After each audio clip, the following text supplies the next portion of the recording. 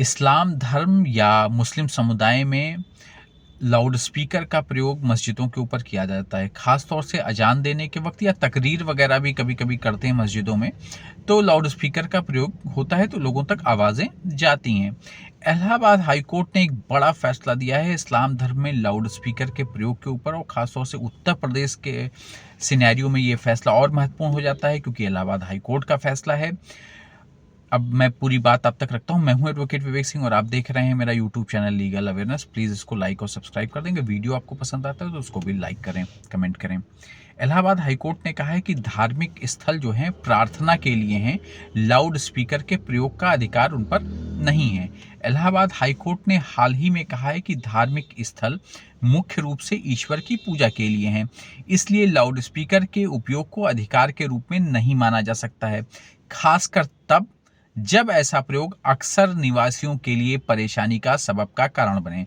Justice Ashwini Kumar Mishra और justice Donadi Ramesh की खंडपीठ ने मुख्तियार अहमद नामक व्यक्ति द्वारा दायर रिट याचिका खारिज करते हुए ये टिप्पणी की कि जिसमें राज्य के अधिकारियों से मस्जिद पर लाउड स्पीकर लगाने की अनुमति देने का निर्देश की मांग की गई थी, कि कोर्ट उनको निर्देश दे कि मेरे मस्जिद पे या उस मस्जिद पे लाउड स्पीकर लगाया जाए। राज्य के वकील ने इस आधार पर रिट याचिका की स्वीकारता पर आपत्ति जताई कि याचिकाकर्ता न तो मुतलवी है और न ही मस्जिद उसकी है।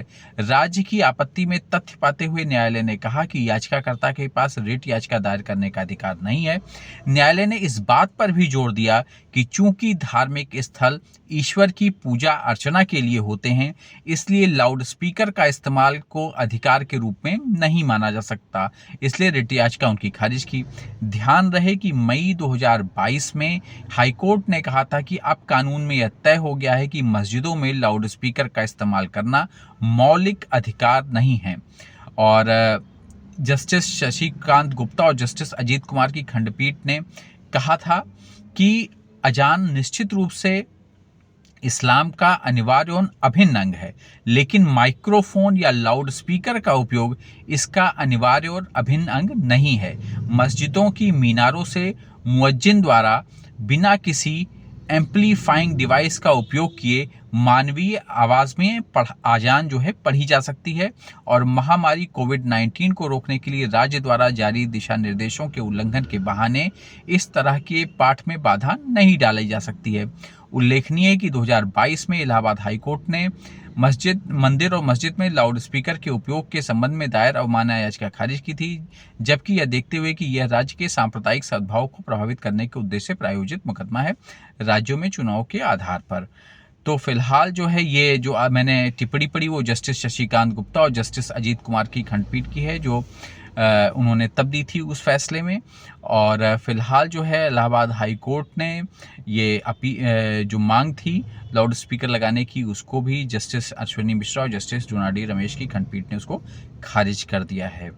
प्लीज़ चैनल को लाइक और सब्सक्राइब कर दें, जिससे मैं अब तक लीगल अपडेट लाता रहूं। मैं हूं एडवोकेट विवेक सिंह और आप देख रहे हैं मेरा यूट्यूब चैनल लीगल अवेयरनेस। नमस्कार, धन्यवाद। आपको इलाहाबाद हाई कोर्ट के फैसले के बारे में बताया।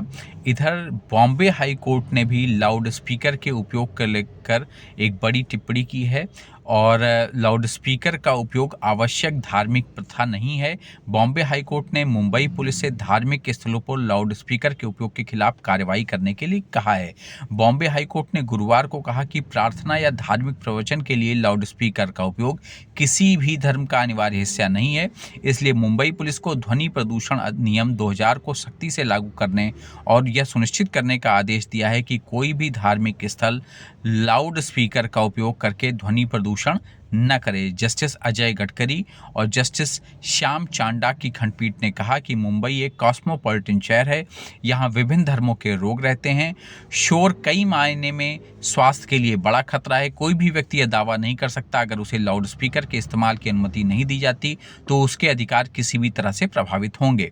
यह जनहित में है कि ऐसी अनुमति नहीं दी जानी चाहिए, और ऐसी अनुमति न देने के लिए भारत का संविधान 19 या 25 के तहत अधिकारों का उल्लंघन नहीं होता है। लाउड स्पीकर का इस्तेमाल किसी भी धर्म का अनिवार्य हिस्सा नहीं है। और खंडपीठ ने आगे कहा है कि मुंबई पुलिस के पास ऐसे ध्वनि प्रदूषण करने वालों के खिलाफ सख्त कार्रवाई करने का अधिकार है, और इसलिए किसी भी धार्मिक स्थल का के कारण ध्वनि प्रदूषण के से संबंधित शिकायत मिलने पर पुलिस को किस तरह से काम करना चाहिए, इस बारे में दिशा निर्देश जो है जारी किए गए हैं।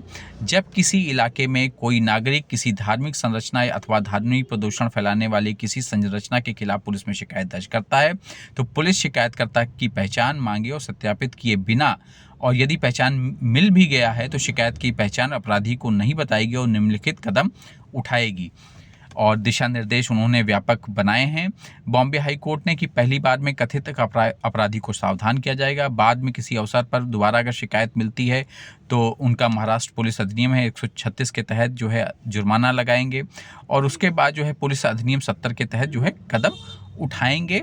ये सारी संरचना जो है बॉम्बे हाई कोर्ट ने एक दिशा निर्देश व्यापक दिए हैं मुंबई पुलिस के लिए, और इलाहाबाद हाई कोर्ट की तरह मुंबई पुलिस का भी यही मानना है कि लाउड स्पीकर जो है एक मतलब किसी भी धर्म का हिस्सा नहीं है। प्लीज़ इस चैनल को लाइक और सब्सक्राइब कर दें।